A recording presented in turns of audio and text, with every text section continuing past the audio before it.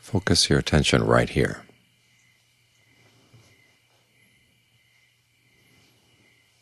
The mind will be creating other heres to carry you away from right here, but you don't have to go with them.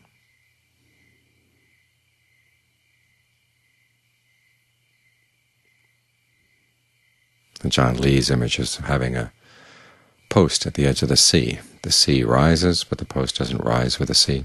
The sea falls away, ebbs out. The post doesn't go with it, it stays right there. Try to establish your attention as consistently as you can. In Thailand, when they talk about concentration, when they translate it into Thai, they translate it as being firmly intent. In other words, the mind is not simply still and quiet, but there's a very strong intention to stay that way, to maintain this stillness. And for the time being, put aside what you've read about concentration. Don't let it get in the way of actually being right here. In fact, even the words of this talk, don't let them get in the way of your focusing on the breath, watching the breath as it comes in, as it goes out, and being intent to stay right here with the breath. The talk is here to encourage you. It's not to distract you.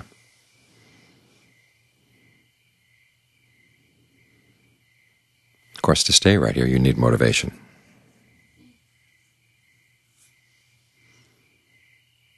You have to understand that this is a good thing to do.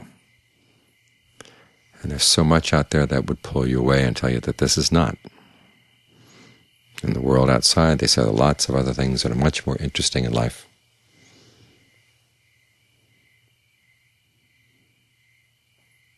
Even in books on the Dharma, they say you don't want to get stuck on concentration. You'd much rather go ahead straight to insight. That's where all the real action is. In fact, it's almost perverse. I remember reading a book on concentration. Page 1, they define it. Page 2, they tell you that it's dangerous before they explain anything else, which, of course, is not the Buddha's approach. He was always encouraging people to get the mind concentrated. Jhana, right concentration, he said, was the heart of the path. When he told the monks to go meditate, he said, go do jhana. This is the doing of the path. And as Ajahn Lee points out, it's one of the more difficult parts of the path. It requires the most work and the most intention, which may be one of the reasons why people like to find some way around it.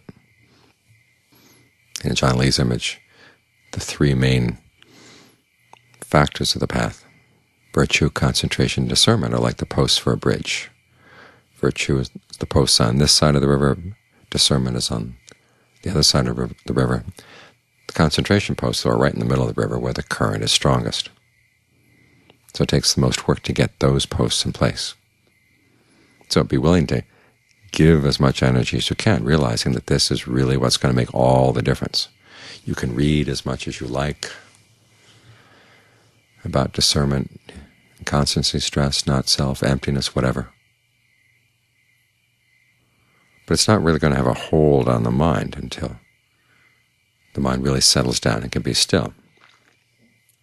Because however much the mind likes to read about those things, its feeding habits are still low. John Cha's image of Westerners is one of those things that is right in your face. He said Westerners are like vultures. They fly very high, but they eat very low. We like to think about abstract concepts,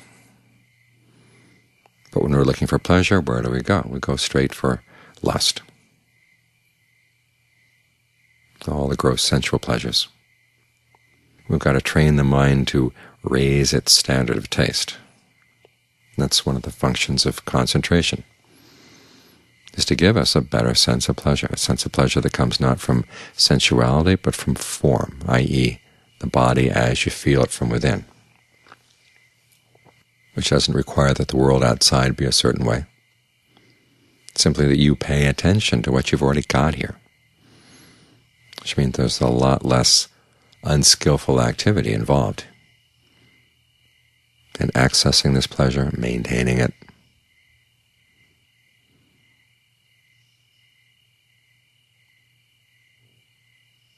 It doesn't obscure your vision in the same way that sensual pleasures do.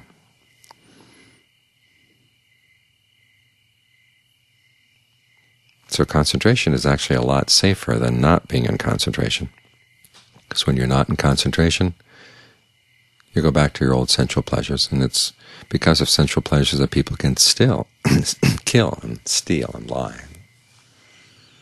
engage in all sorts of unskillful behavior. But you can raise the mind to this level of pleasure. Nobody's ever killed over jhana. Nobody's ever stolen anything.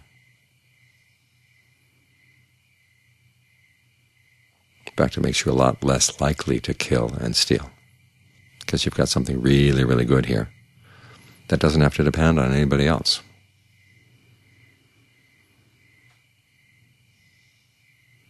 So learn to cultivate this pleasure, this sense of well-being. Look after it. Care for it. This is why the Buddha, when he talked about having respect for the threefold training, stepped back again and said, have respect for concentration. It's part of the threefold training, but it's the part that tends to get overlooked.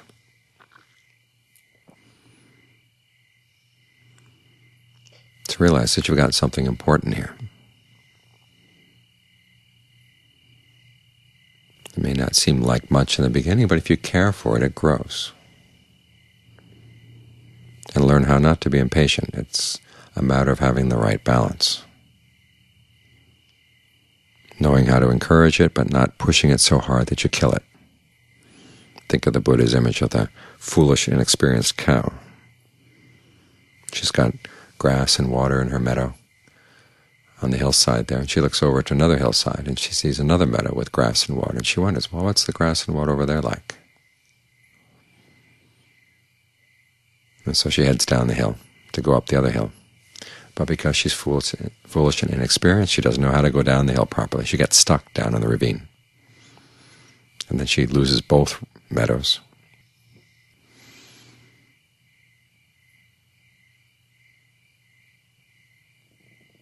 So learn how to content yourself with what you've got and allow it to develop. Look after it, and it will grow on its own. You've got grass here, you've got water here, you've got everything you need. If you tend to this spot, wherever it is that you focus, you find congenial, the breath feels good, the mind feels at home.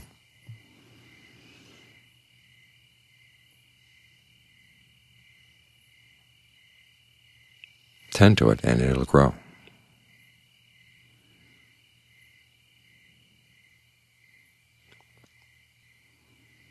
And as you tend to it, you're going to learn a lot about the mind.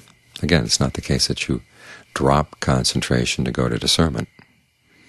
You learn about the mind by tending to your concentration, noticing its ups and downs. And when it gets better, what did you just do when it got better? When it gets worse, well, what did you do when it got worse? When it looks like it's going to lose its balance and fall over, how do you get it back into balance? As you look after concentration, it's where you learn a lot about form, i.e. the form of the body, the feelings that arise as you focus on the breath, the perceptions that either keep you with the breath or pull you away, thought fabrications that, again, either help you investigate the breath or help you lose the breath, and your awareness of all these things, your consciousness. You learn about the five aggregates in a hands-on way by maintaining your concentration. And as you learn how to maintain it in lots of different situations, you learn lots of different things about the mind. You learn about the aggregates, you learn about which ones are skillful, which ones are not.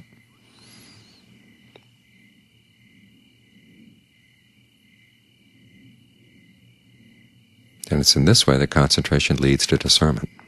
it builds on discernment and creates the conditions for more discernment.